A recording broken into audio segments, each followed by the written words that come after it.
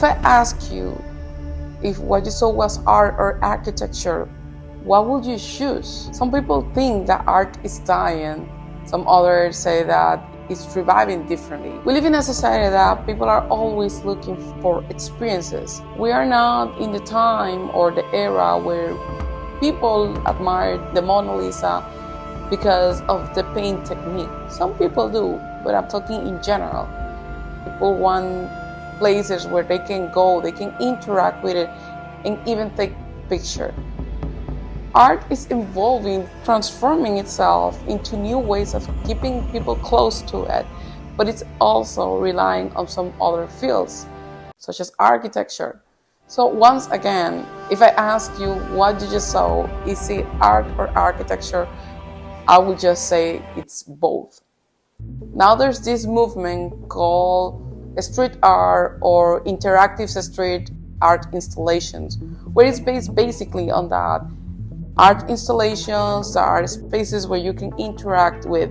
And there are so many examples about this type of art. It's something more common than you think, really common.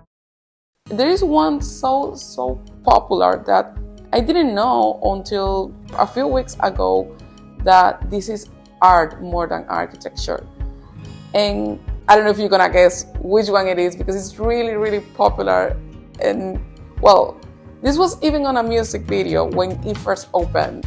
A really famous music video from the Chainsmokers too.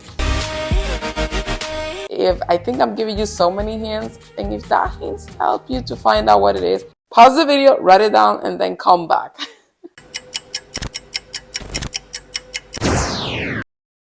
Okay, I hope you guessed, and I hope you wrote what you thought it was. And this masterpiece is the Bezel in New York City. Did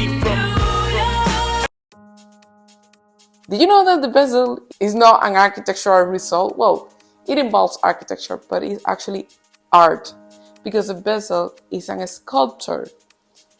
Yes, this is mind-blowing, but I'm gonna explain you why it is a sculpture and why it's more art than architecture. Let's go a little bit back to when the idea of creating the Bezel started.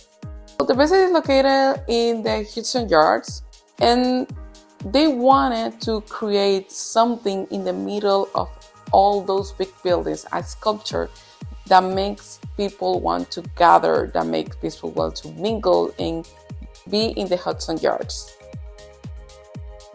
I'm gonna do a little pause here. And I don't know if that happens to you. When I think of the Bezel, I don't think about the sculpture. When I think about sculpture, I think of the ancient Greek type of sculpture, not that type of sculpture, but I'm gonna continue. The thing is that sculpture shouldn't be something to compete with the buildings that are surrounding it, but should be big enough or amazing enough to take people attention and make them want to stay there. The design of the Bezel brought to life by Thomas Hewitt, and he thought, how can I make people want to gather here? And then he thought of this interactive situation that we have nowadays.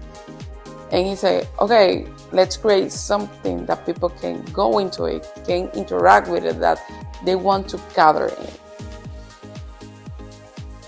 So there was also a lot of things to consider because the Hudson River is right in front of it, so it wouldn't make sense to make something so solid that compete with the buildings next to it. So that's why it has this honeycomb style where you can still see through the halls. Although this big, massive structure, you can still feel that it's light because of the holes that it creates within the staircase.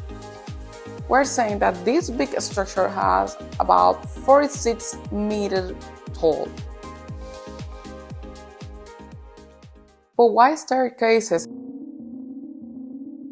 This type of structure is not that new. So the inspiration for this comes from the stepwell in India. This stepwell, it's really amazing. It's a masterpiece. It's also the same way that the Egypt's left us step pyramids.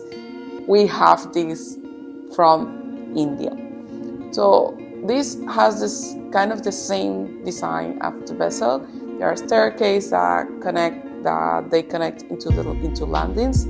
So the purpose of this, people gather there to pick up water, to grab some water when there was not.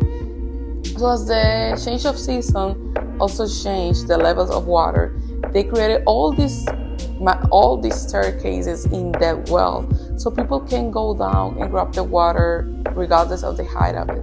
So it was a great place because people could grab easily the water from there. So taking that concept from India, that it was not only aesthetically attractive, it was also really, really functional for the era. So from that place where people used to gather, people used to connect, comes the vessel, the idea of the vessel. And if you think of it, the place invites you to go up. And even if you're scared of the height, you feel comfortable staying around and just admiring that structure.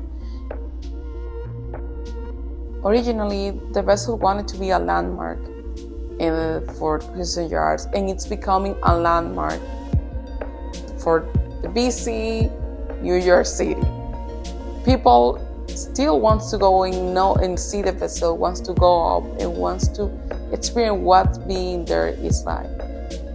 As you go up, you can have a glimpse of the views from the Hudson River and from everything that it's surrounding it. When you finally go to the top and you see the amazing view, you feel that, wow, that's incredible. And as you go up, you can admire the same structure from this perspective. You can admire it differently, and you can experience at every moment differently. That honeycomb structure, it's something incredible. You are in there and you feel something that it's inviting you to go in, but also you respect the simplicity of its beauty.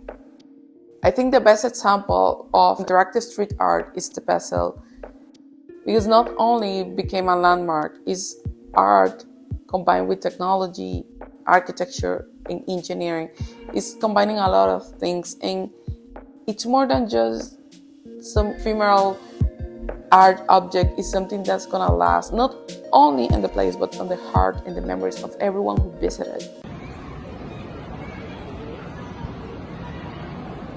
Thank you so much for being here. Don't forget to subscribe if you're not part of the community yet, and ring the bells so you can always see my latest video and be always informed with what's happening. Thank you so much. See you on the net.